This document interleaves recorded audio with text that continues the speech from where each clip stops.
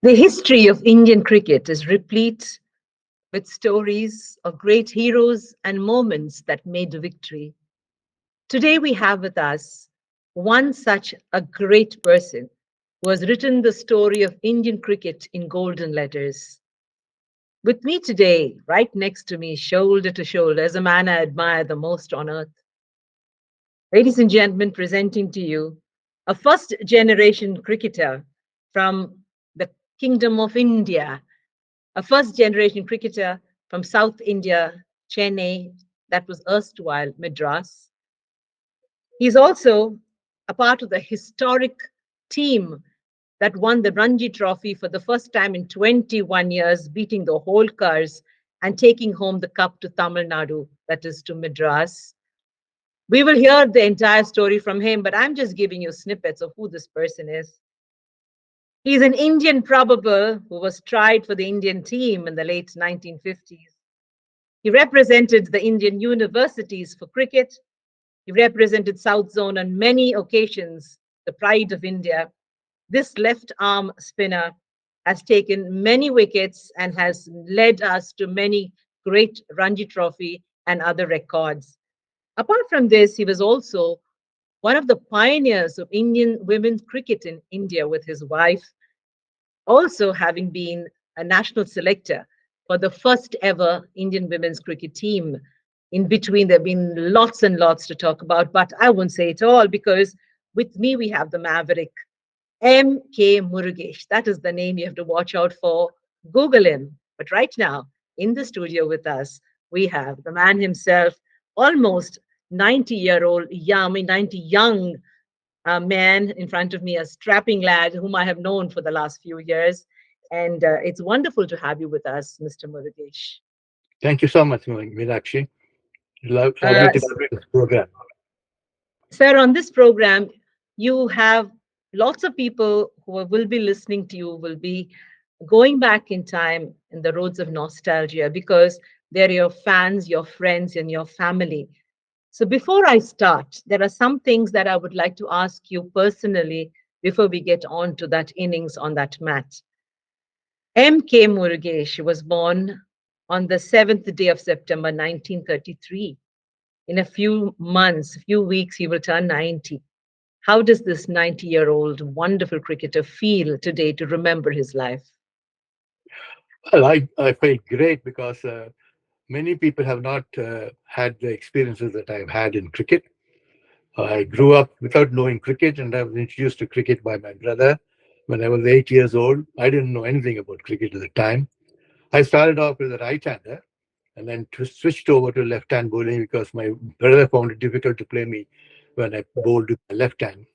So that's the cricket I had. And then I struggled a lot to become something I wanted to be in cricket. It paid off to a certain extent, not to the extent I desired it to be. But anyway, it has been a long journey and a wonderful journey. So would it be right for me to say that your childhood was a happy childhood full of fun and cricket? Or how did your life start? What is your first memory of your childhood? My childhood was not very happy one because I lost my mother when I was 5.5 years old. And my dear father, he got fed up with life and he went away to the Ramanashram and he became a disciple of Ramana Maharshi. So we were four siblings. I was the youngest. Fortunately for me, my uncle, elder brother to my father, my auntie was the elder sister to my mother, and they had no children. So that was a good thing for me and my brothers. We were adopted by them, and we never knew that we had lost a mother and father in our early life because they looked after us so well and brought us up so beautifully that we considered them as our father and mother. And I am always grateful to them for the way they have brought me up. That's so wonderful. That's so wonderful for a little child to have this beautiful memory. Bless those wonderful people. But when you say that your brother inculcated cricket in you, how did this happen? When did you start your tryst with the game, your affair with cricket? I was about 8 years old. My brother is 9 years older to me. and he had just joined college. So he wanted to be a part of the cricket team. So one fine day, he brought in a bat and a ball and told me to bowl to him because we were the only two people left in the house. So we were living in a house which had a very big compound. So we had three sticks put up as the stumps on the batting side and a stone on the bowling side, and he asked me to bowl. I tried to throw the ball to him. I didn't know how to bowl. I was throwing the ball to him with my right hand. This happened for a couple of days. Then I found my right shoulder was paining. So the third day, I started throwing in the left hand. And when I threw the ball in the left hand, he found it difficult to play me. And he said, "Hey, you're a natural left hand. I think you should start bowling with the left hand." So that's how I became a left hander. And of course, that was not bowling, I was throwing. The result was that when I joined school in Church Park, Madras, I was playing for my class with amongst at the lunchtime, and I was a fast bowler. Later on, I did become a spinner thanks to A.G. Ramsey. Oh, that is so wonderful. So your cricket started at the age of 8, and when did you actually play your first cricket match? When did you become team member of any team? When I was in the fifth form, I was in Madras Christian College High School. And one day my headmaster called me and said, "You were a part of the cricket team." I just joined the school. I didn't know what was the team because there was no team I played for before. And he told me that I should go to some Mutte Chettiar High School and play the first match the next day. So I did that. And my captain was Cherry Chandy. He threw the ball to me and said, with a new ball, and said, "Bowl." I didn't know what was a new ball bowling and all that, but I did bowl. And the result was I got 8 wickets for 10 runs. And I didn't think much about it. I went home. And that night, I was looking at the edition of the Mail, Daily Mail, which comes in the evening. And there was my name in full headline saying that I had created an All India Schools record taking 8 wickets for 10 runs, which was a big surprise for me. And I was very, very happy that my first match ended in success. Later on, of course, I played, first match was my match against SDOC, in which I took 8 wickets, which was Silver Jubilee Overseas cricket team. Then I went on to play my Ranji Trophy, which in the 4 matches I got 25 wickets and maximum wicket taker. And we won the Ranji Trophy that year, 54, 55. And 56, I played a match uh, against New Zealand in the South Zone match, and again for the Indian varsity team. These were some of my achievements. Let me take you to one specific day. Whenever Indian cricket is talked about, especially times when you played the game, it was really the gentleman's game. But I take you to the 6th day of April 1955. Does that ring a bell in your mind, sir? That's the day we won the Ranji Trophy for Madras for the first time. We were the underdogs in that team, in that match. Holkar had about 7 Indian players with them, and we had 2 Indian players, and Gopinath and BC Alva. So we were the underdogs. So nobody expected us to win the Ranji Trophy final at Holkar. But we were lucky. We played with all we had. We gave a whole heart out to play the match. 5 days of struggle, and we finally won the match by 46 runs. But there, I must say, I was most happy because I was involved in 2 partnerships in that match for the last wicket. And in the first innings, Sarangapani and myself added 71 runs. And in the second innings, my captain, Balu Alaganan, and myself added 66 runs. And we won the match by 46 runs. Those last wicket partnerships were very, very vital in the winning of the match. Apart from that, of course, Kirpal Singh and myself, we ran through the Holkar side. Totally, both of us took about 12 or 13 wickets in that match. And it was a great match. It was a big struggle, but we won the match. Oh, what a wonderful feeling that must have been. And there is a joke going around that the princess of Holkar was already getting ready to celebrate the victory of the Holkar team at the Ranji Trophy finals, and in fact, she was ready to congratulate her team. And someone reminded her that her team had lost and the Madras team had won. Is that true, sir?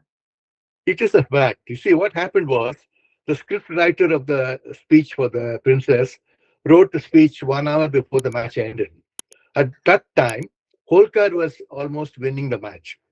But in the last 1 hour, things changed. Kirpal Singh and myself, we ran through the side. As I said, I got 5 wickets, he got 3 wickets, and Holkar were all out 46 less than what we had made. And the princess was not told about it when she came to the ground. So she kept that speech ready. And when the prize distribution was going on, she was reading out that speech when Mustaq Ali, the captain of the Holkar side, walked up to her and said, Madam, the match has been lost by Holkar. Madras has won the match. And she got so upset, she walked away without giving the prize. That upset us. But, Mustaq Ali was so good. He picked up the cup and gave it to us and said, Here's the cup. You are the winners.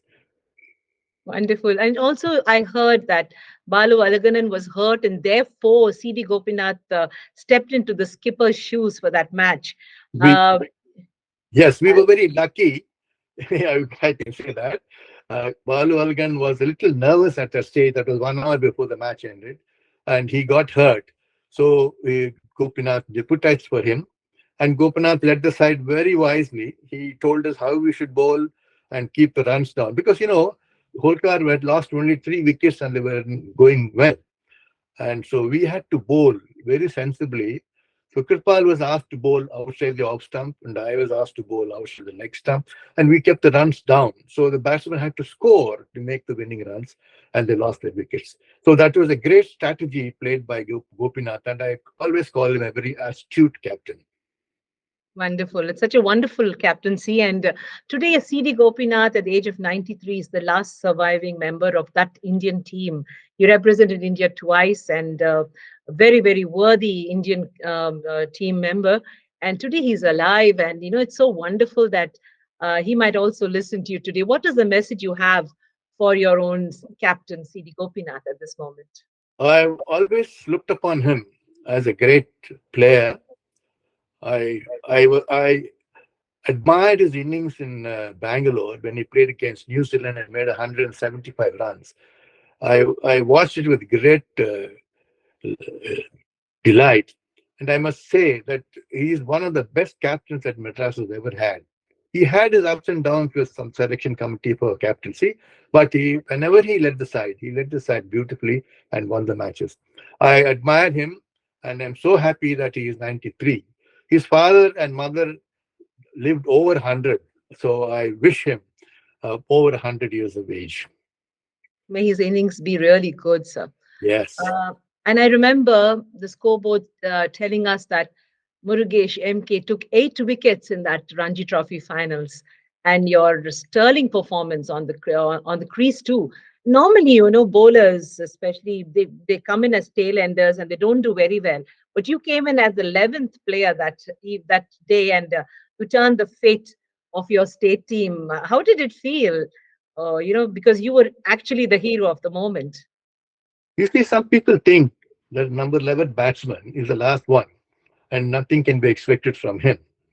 But I have always felt that number 11 is the most vital part of our innings. If a man gets out, the team is out. So he has to stay there as long as possible, and I try to do that. And my aim was to put on as many runs as possible with the other batsmen so that my side could put on a good total. In fact, in second innings, when I went into bat when Balu again was the other end, he started hitting the ball and missing the ball. He is not a batsman who hits the ball. He's a very uh, first class type of cricketer with good technique.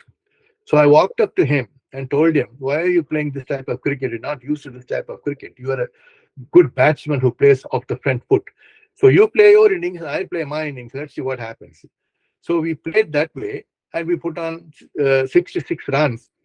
Balu has always talked about this in all his speeches and wherever he has gone, about how a 19-year-old boy walked up to him and told him how to bat and won the Ranji Trophy for him. I'm What a very very proud of him. beautiful memory, sir. I remember 1956. You were called into the Indian team trials. How did you feel? How did what was the reaction in your what was the reaction in your mind? The I was Indian team. I was very elated But I had not played too many matches. In those days, we had did not have many matches. I had played against New Zealand. I had played against SJOC. So far and very few matches in between. And so I was very happy that in those few matches I've done well to get the attention of the selectors to ask me to come for selection. And I did go to Calcutta. Lala Amarnath was the selection committee chairman. And I had the pleasure of meeting many other cricketers who were good. And of course, that was my first time meeting with Raj Singh, who became the chairman of the selection committee later on. It was a very big experience for me. Uh, and during all these cricketing days, I understand that your parents did not actually encourage you to play this game, or they did not want you to waste time. What was the scene like at home? Were you able to come back and show off your prowess and tell them about your innings, or how was it at home? You see, in those days, cricket was not like what it is today.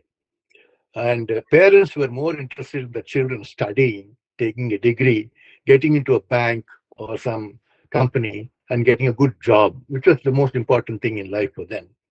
They had no idea what cricket was going to become 30 or 40 years later. When I started to play cricket and my interest developed, I was playing for the college, but I could not tell my parents that I was playing for college. So I used to go in a colored shirt and colored pant to college on Saturday morning, and somebody would keep a shirt and pant in the marker's room, and somebody else would keep his cricket boot, which is one size smaller. I would play with it, take 6 wickets, and tell the captain, please do not put my name in the papers, because my father would get upset. So his name would come in the paper, resulting in after few matches, he was called in for selection for the Madras state junior team. And then he said, on what account are you calling me? So I told him, look, so many paper cuttings are there. Your name is there. You're taking so many wickets in intercollegiate matches. So you are fit to lead the team. He said, no, I am not the person. That person is somebody else. I am only a proxy. So that is how the association came to know there was a Murugesh who was bowling without being made familiar. They came to my house and requested my father to allow me to play. My father refused, of course. And then, with great persuasion, he told them that he would come to watch the match. And if he felt that I was good, then he would allow me to play further cricket. So that was a match against Hyderabad. And they had a very strong side, and we played them in the Marina ground in Madras. Match was washed off 1.5 days by rain. But in those 1.5 days, we beat them by an innings. Mind you, we beat Hyderabad by an innings in which I got 13 wickets in that match. And my father saw me. And what he did was, from the match, he took me to A.G. Ram Singh's shop in Madras and bought me a pair of boots and 6 cricket balls. He said, you are a bowler, you need a pair of boots, and you need ball.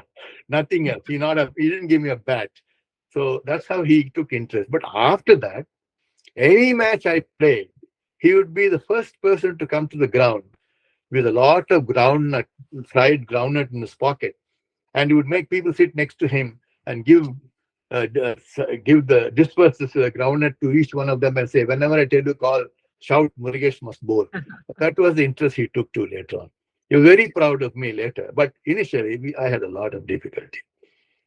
Sir, apart from your father who became your fan, I also heard that there was a very beautiful Bengali girl who used to sit in the audience and clap the loudest for you.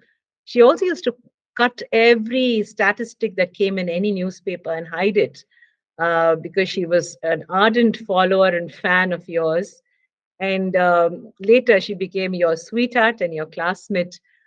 This innings is one of the most beautiful innings, almost like a Bollywood film, because this girl would come for every match of yours, and slowly she also became your sponsor. So tell us about this lady you met, and how it led to your marriage to her. I don't know if you believe in marriages are made in heaven. Mine was. And it happened that when I was in college, I was waiting in the college corridor to go to the office for some work. And right past me went something whizzing past me, and I didn't know what it was. But something told me that I was going to marry that, whatever that was. And it so happened that I wanted to know what that was that went past me. And I asked my classmate to find out if any new girl has come. What is that? And she said, yes, one Bengali girl has come. So I got introduced to her, and then she became my love. Then we got married, and we had the greatest innings of my life for 64 years. I think that was the best performance that I have ever done. Yes, I think so too. And you know, what are the most important now? You met this beautiful lady in 1954, 55. When was it? 56? Were you already an Indian probable at that time? Yes, I met her in 1954, and I married her in 1956, and we had a first child in 57. No, I So think you married her in 57 and you had your I first think, yes, child. we married in 57. My first child was born in 58. Of course, we got separated in 1956. Her father was against the wedding. So he took her away to Delhi and kept her away for 1 year, saying that she should not correspond with me or meet me. So it was something like what that film was made later on. Ek Ek Tujhe Tujhe Ke Ke Liye. Liye. Yes, Yes, yes. that was the exact replica of my life, where we were separated for 1 year and then we met again and we got married. So it is a very interesting story. It's a long story if one wants to hear. So is it true that you got offers to do playback in Tamil films because you were an amazing singer? Is it true? Because I remember many people saying, especially when I spoke to some of your counterparts, that they would enjoy the evening parties, post-match parties, because you would regale them with your jokes and your singing, and you sing so beautifully. Is it true that you got a chance to do Well, playback? it's just a chance, but I was playing a match in Salem against Hyderabad. That was my comeback match because I had broken my thumb in the previous year. I'd been out of cricket for 5, 6 months, and that was my first match.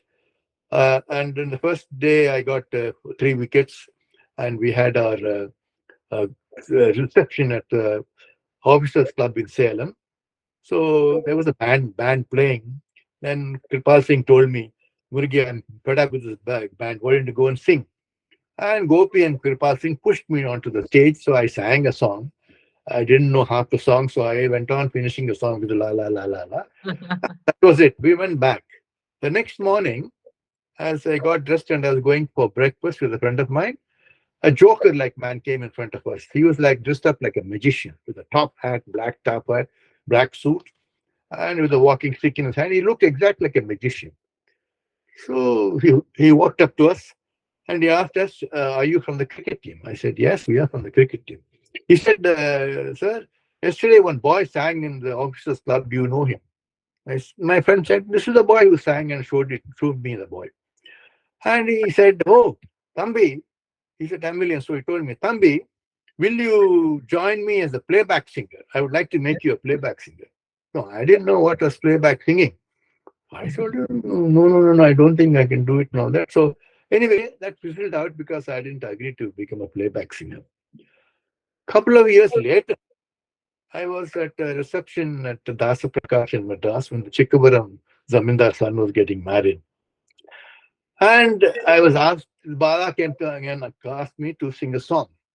So I told him, why in front of 4,000 people you want me to sing a song? He said, no, you sing a song. So I sang a song which was very familiar in those days.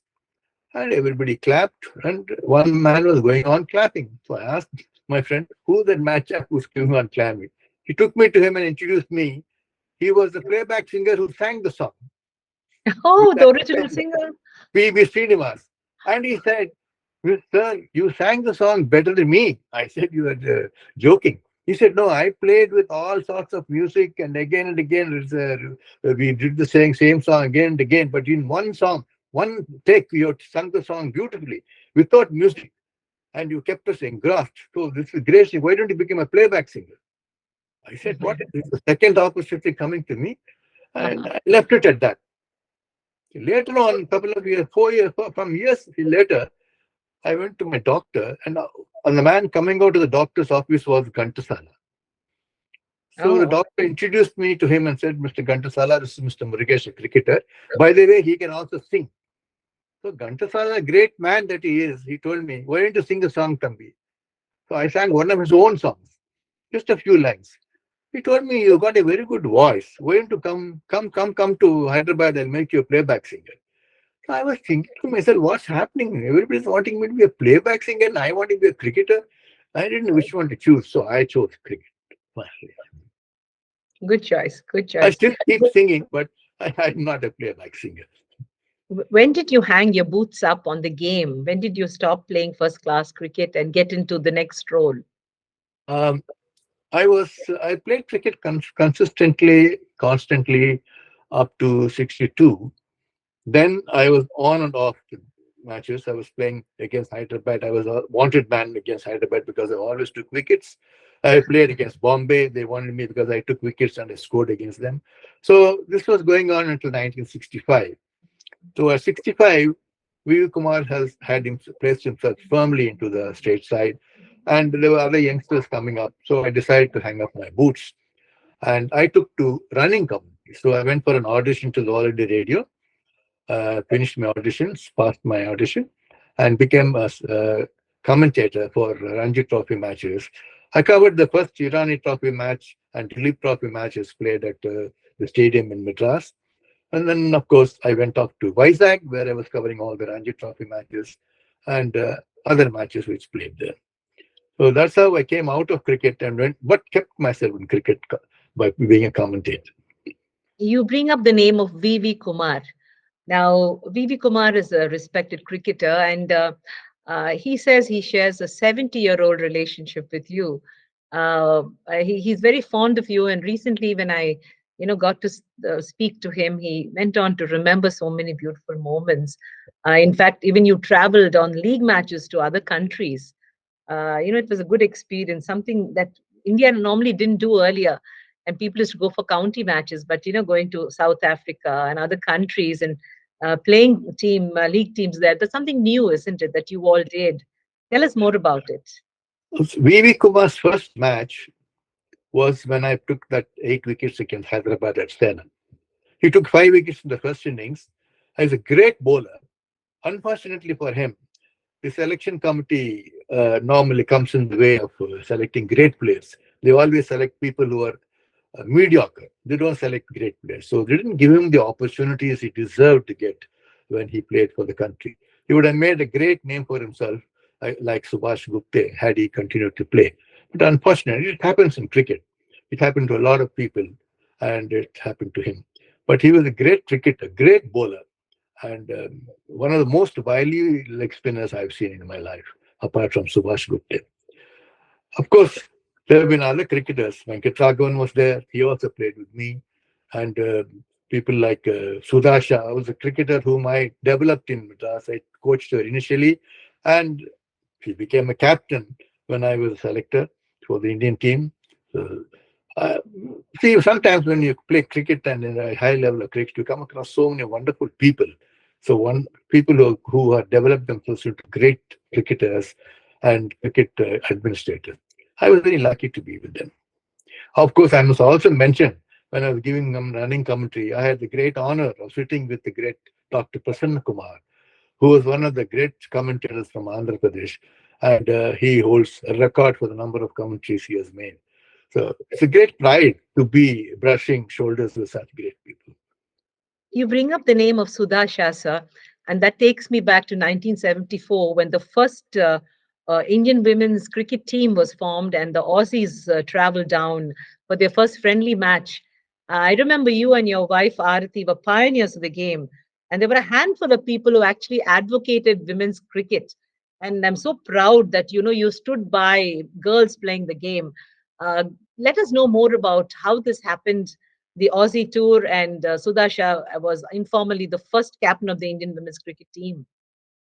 Women were playing cricket in India even before 1970, but it was in here and there. They were playing in their own state, inter-district matches, and so on and so forth. But in 73, the Women's Cricket Federation was formed, and Pramila Chavan became the president of the association, federation, and MK Sharma became the secretary.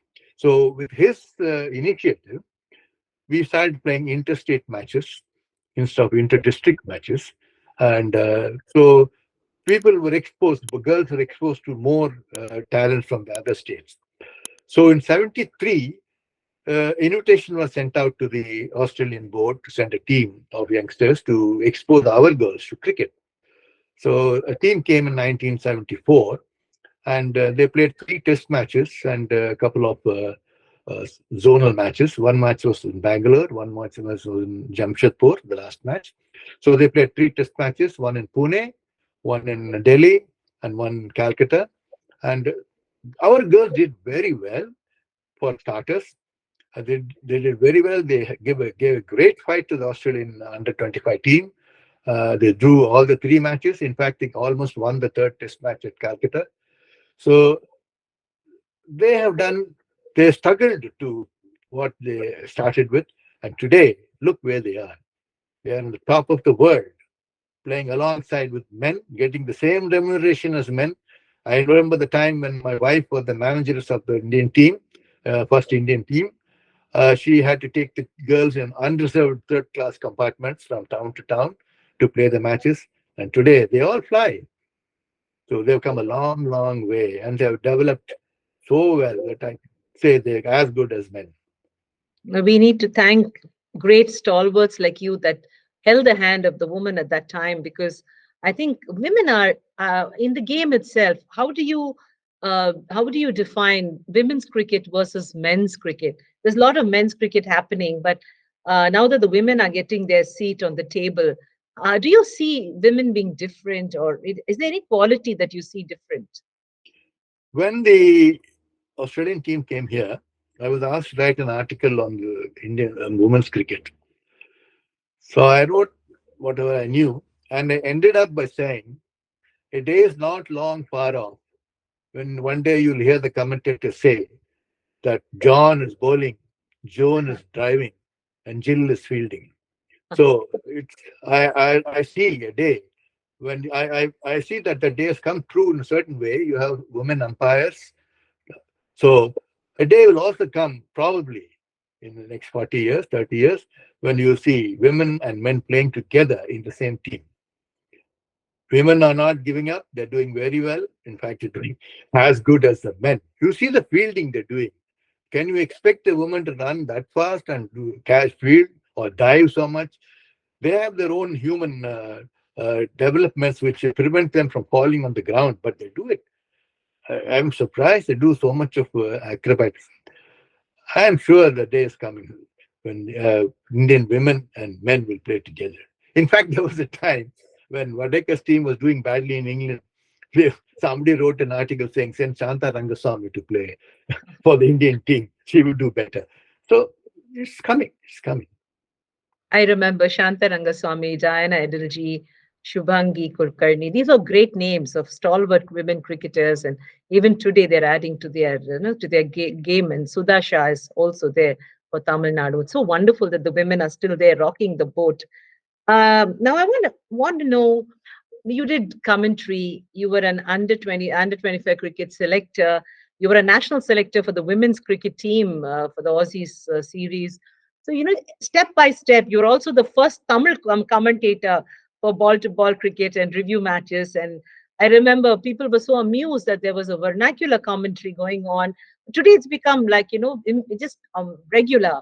But you were one of the first Tamil cricket commentators. How did you feel speaking in your mother tongue and the favorite game of yours? It came as a surprise. I was trying to get to give English commentaries, and I was at Madras, and one of the commentators, Gulati, had to go back to Delhi because his mother or father, somebody was sick. So I thought an opportunity has come for me to give commentary in English.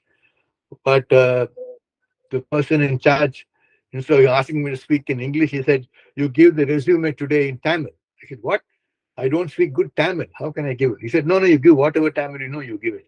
So I spoke for the 10 minutes, giving the resume, recapping what happened during the day. And I believe that evening there was a survey held by the All India Radio. And in the survey, I came on top. All the people said we allowed the Tamil spoken by Murugesh more than the English commentary because his Tamil was so pure. not correct Tamil, but pure Tamil, what each of us speak at home. And so they were all amused, and they said we was very happy to hear him talk in Tamil. We should have Tamil commentary. So after that, we started having regular running commentaries in Tamil in the local language. That's how it started. I'm very proud that I initiated it. Wonderful. And, both your wife, Arati, and you were such, people obsessed with the gentleman's game cricket, and you did so much, fostered so much of activity in the country for cricket, women's cricket.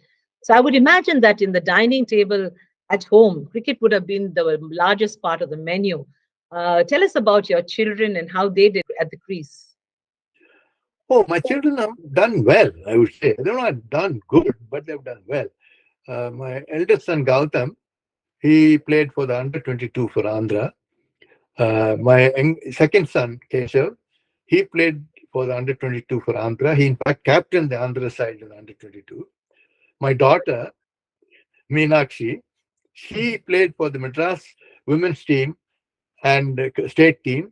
And my youngest son, Lakshman, played for the under 15 Andhra state team. So they've all done whatever they could, but essentially they were more studious.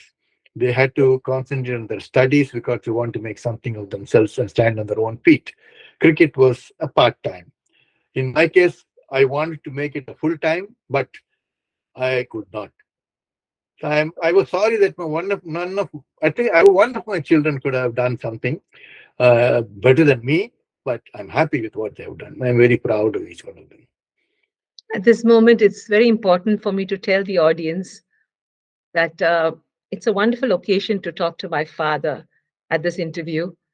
And my father and I, Dad, remember that day in Srikakulam when we both of us gave running commentary, ball to ball running commentary for the Kerala versus Andhra Pradesh Ranji Trophy match. We made a Limca book record.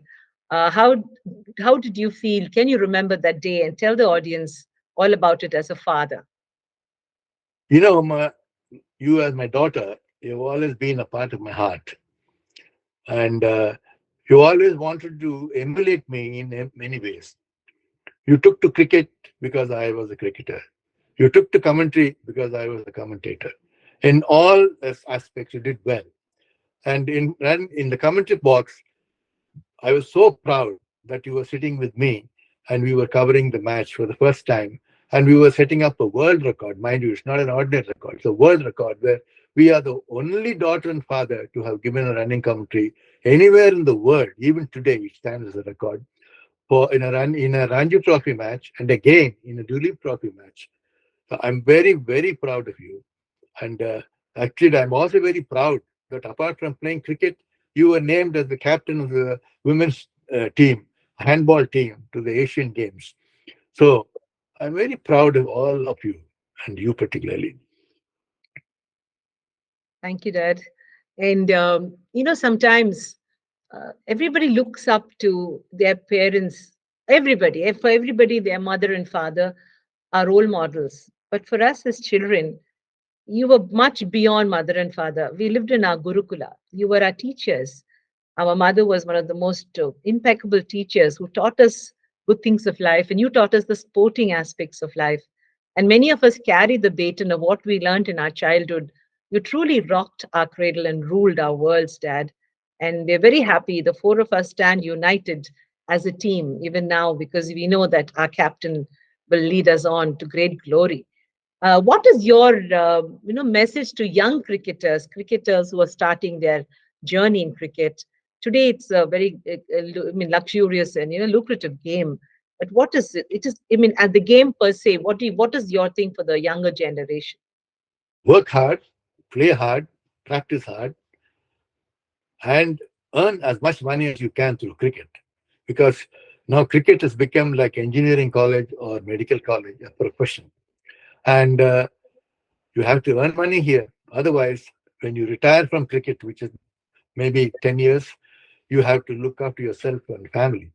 So when you earn money, invest the money in a wise way. I read about some of the cricketers who have invested their money in the wrong ways and with the wrong people. and are now struggling to maintain themselves in life. All I can say to the young cricketers is work hard, play hard, but whatever you earn today, please put it in wise investments and earn some money for your future life. I have in my hand a little silver bat. Do you remember seeing this earlier? This bat was given to me and the team, which won the Ranji Trophy in 1954-55, at the civic reception held in Madras as soon as the team arrived. You mentioned earlier about 3 lakh people assembled at the central station up to the Basin Bridge. And we had to actually get down from the train at Basin Bridge, and we were pushed across to central station by the crowd. We were actually carried, I would say. Such was the reception that we received. We were garlanded all through. We couldn't even see where we were going because the garland was covering our eyes. But we had a wonderful reception. We never expected such a reception. And thanks to the public. And at the reception, this was given to us. Now that you're showing a bat, Meenakshi, I would like to mention a small story. When I was playing my first Ranji Trophy match against Bombay, I was having a bat with me taken from my college kit. It was a broken bat. The top of the blade was good, but the bottom of the blade, only half of it was there. It was more like a spade. So I was a mixed batsman, and I was sitting in the pavilion. I was oiling my bat. Gopinath came in and he saw me oiling my bat. He said, "What is it? You're going to bat next and you're oiling." I told him, "Yes, I'm oiling my bat because I have a purpose." He asked me, "What is the purpose?" So I said, "Venumankad is bowling and is bowling well. So my job is to go and block the first ball. So I'll block the second ball." So what happens? I said, when I block every ball, the oil in my bat will stick to the cricket ball. So much so, after 2 or 3 balls, the ball will slip from Venumankar's hand and I will hit him. He laughed at me and went away. But it so happened that when I went and played, I played 2 balls properly. The third ball and I hit. And I made about 28 runs in that match thanks to that bat with the oil. Talking about Vinu Mankad, there's a saying that, it was Vinu Mankad versus Murugesh into the Indian team. And Vinu Mankad was heard off the cuff saying that he was actually threatened by you, and he knew that you were a great replacement for him in the Indian team. It feels good when your colleagues say this. Did you know this? Yes, I knew that, but I was not competing with Venumankan. Actually, my competition was with Bapu Nadkarni. We were both vying for the same position in case uh, Mankad retires. It so happened that Vinu Mankad announced his retirement, and the first Indian team to go to Pakistan, the probables were announced. Paulie Umrigar was named the captain, and I was one of the probables along with Kirpal Singh and Gopinath from Madras. But somehow or somewhere something happened, and the team was changed. Vinumankan was made captain, and result, because he was a left arm spinner, I was dropped. Because he was a batsman, Kirpal Singh was dropped. So only Gopinath made the trip to Pakistan, the first Indian team to go to Pakistan after partition. It was a fairly unlucky for me that I could not make it. Mr. Murugesh, you've been Yes. following cricket on a day to day basis. I would think that you're an encyclopedia on cricket now because you've been in the game formally for the last almost 75, 80 years. In your opinion, in today's match, I know you have your special favorites. You have seen them all. Who are the players who have really left a mark in your mind, and who are the players we have to watch out for in the days to come from the men's cricket team? Well, we have seen Kohli, we have seen Sharma, and a lot of others who played good cricket for a number of years, but that time is coming to an end. Uh, very soon, they will have to leave the field and leave place for the youngsters. And in the youngsters, I see a great positive uh, time for Shubman Gill. I see that he's got the temperament, he's got the technique, And he has made a lot of scores of late, which I think will help him to make bigger scores in the future and maybe even overtake Virat Kohli. The other person I can think of is Jaiswal. He's a good bat. He has proved that he's not only a batsman for the T20, but he's also a batsman for a test match. The selectors have an attitude that people who play T20 are not good enough for test matches. I don't agree with them totally.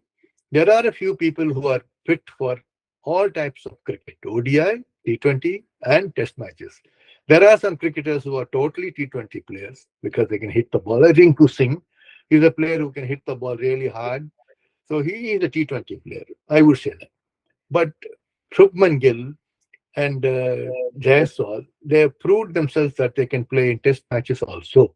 So they should be persistent. Ruturaj is another cricketer who is upcoming. There are a number of cricketers who are there. Arman Singh, he's a really fast bowler, but he lacks direction. He is trying to bowl the ball very fast, but not having any direction. There must be some coach. I know there are bowling coaches attached to the Indian team. They should be able to tell him how to deliver the ball and where to see when he is bowling, when the ball goes outside the leg stump or outside the off stump. I can do that. I am an ordinary cricketer compared to them. I can tell them, bowler, you should bowl from here, you should bowl from there, and use this crease. And make him into a great bowler. He's got the pace. We don't have anybody in India who can bowl almost 100 miles per hour. And here's one cricketer you got to develop him. And I think there are a lot of upcoming cricketers who are really good, but they lack the opportunity. So I request the selectors to keep an open eye on all these youngsters. They are doing it now, but they must do a little more. Not only stick to that stable that this man's for this man's for that, and that man's for that.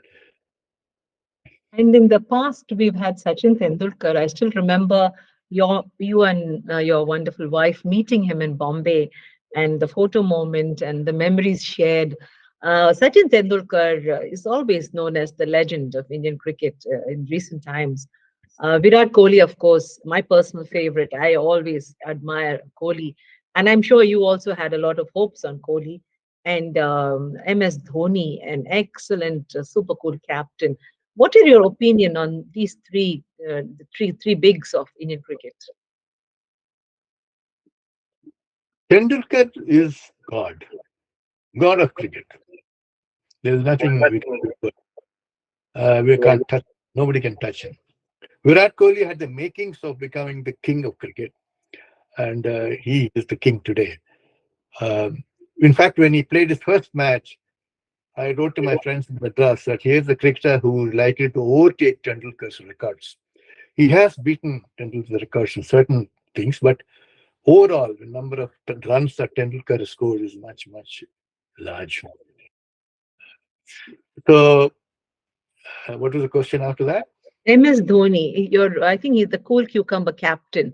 MS Dhoni is one of the most popular captains of recent Yes, times. he's one of the best captains we've had. But the captain I admire always is Kapil Dev. I Uh, don't think anybody can reach up to his heights. Though Dhoni has won the World Cup before, but I don't think. I mean, he's very cool. He's a good captain, great captain. But my admiration is always for Kapil Dev, who won with the weak side against the mighty West Indies when least expected. Yes. In fact, Shrikant, Krishnamacharya Shrikant sent his regards to you. He still remembers visiting you and taking tips from you on his game. It's wonderful that, the boys still remember you, sir. When Srikanth was batting in Madras in a match, he was 194 and 95 not out overnight. So I walked up to him and said, Siki, you must make your 200 today. Don't miss it. He was out the next day without scoring a 200. I was the most disappointed person. But he is a great batsman, exhilarating batsman, and I can never forget the square cut he made in Lords against the fast bowlers from West Indies. He went on his knee and square cut a bowler, which is a tremendous stroke. I don't think anybody has made such a shot ever. Wonderful, wonderful, wonderful. That's a great, great thing. And what about girls? What would you say for girls who want to start playing cricket? Is this the time? Has India arrived? Yes, they are getting the same amount as the men. Why not? Should they not? Should they be behind? They should take a little more interest. They are taking interest, and I'm sure they will all come. More girls will come out to play. In fact, where I'm staying now in the US, I'm staying in a place called Mountain House.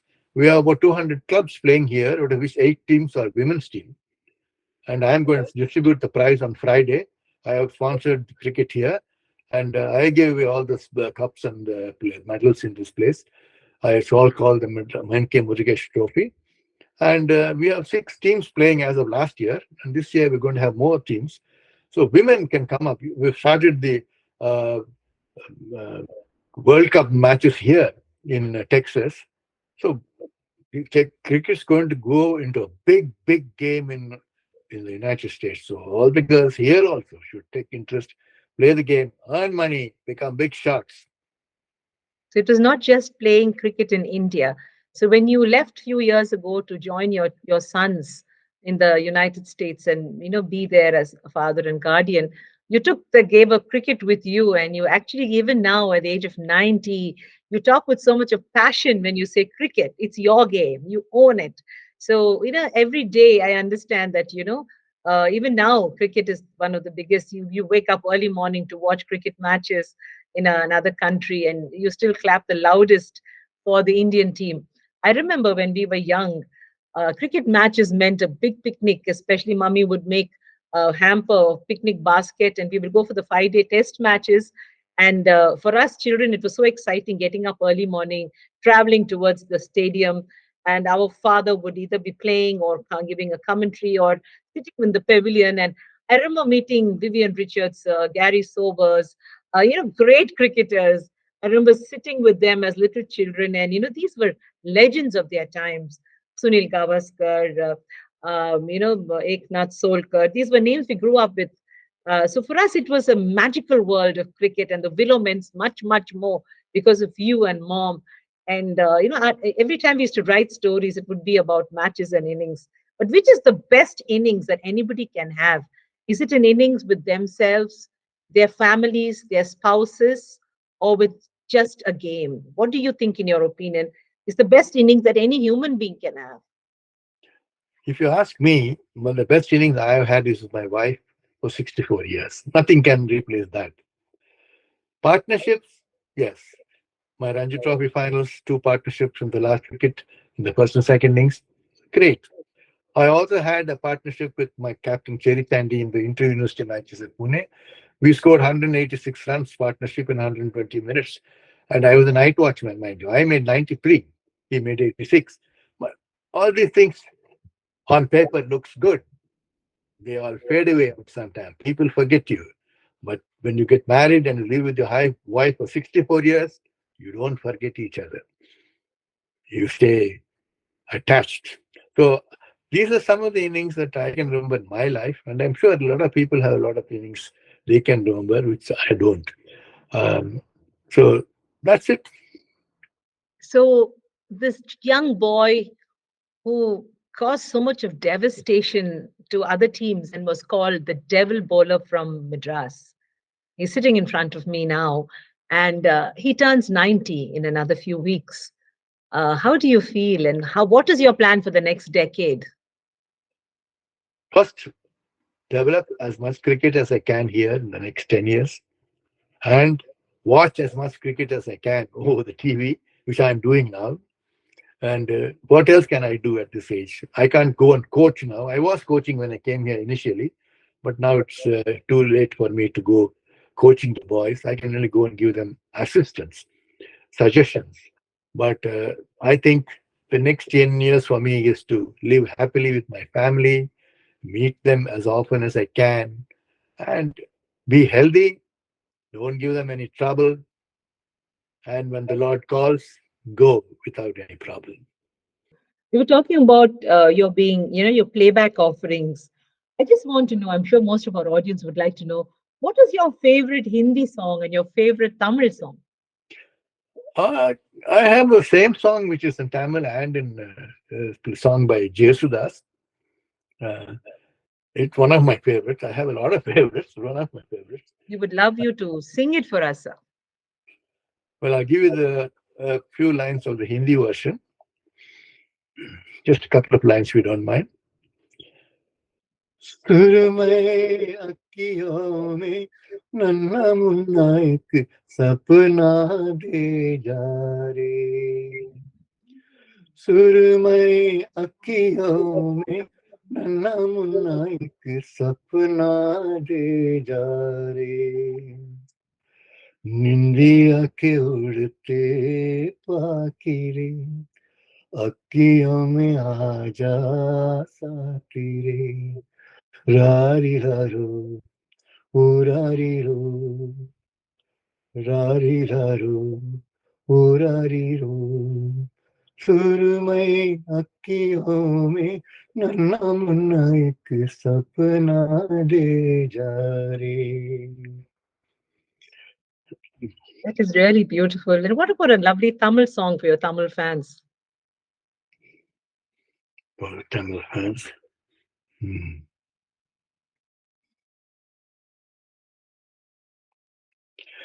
நினைப்பதெல்லாம் நடந்து விட்டால் தெய்வம் ஏதும் இல்லை நடந்ததையே நினைத்திருந்தால் அமைதி என்றும் இல்லை நினைப்பதெல்லாம் நடந்து விட்டால் தெய்வம் ஏதும் இல்லை நடந்ததையே நினைத்திருந்தால் அமைதி என்றும் இல்லை முடிந்த கதையை உணர்வதில்லை வினைவன் ஏட்டினிலே தொடர்ந்த கதை முடிவதில்லை மனிதன் வீட்டினிலே. Wonderful, sir. That is amazing singing. I'm sure that, those who are listening are going to be thrilled. And we know at the age of 90, you still sound so wonderful. I wish you a great innings, sir. And life is beautiful. And I remember all of us at some level or the other are at the crease at every stage of our life. Our footwork, our eye contact, our judgment is crucial in life. All of us are playing this game without knowing it.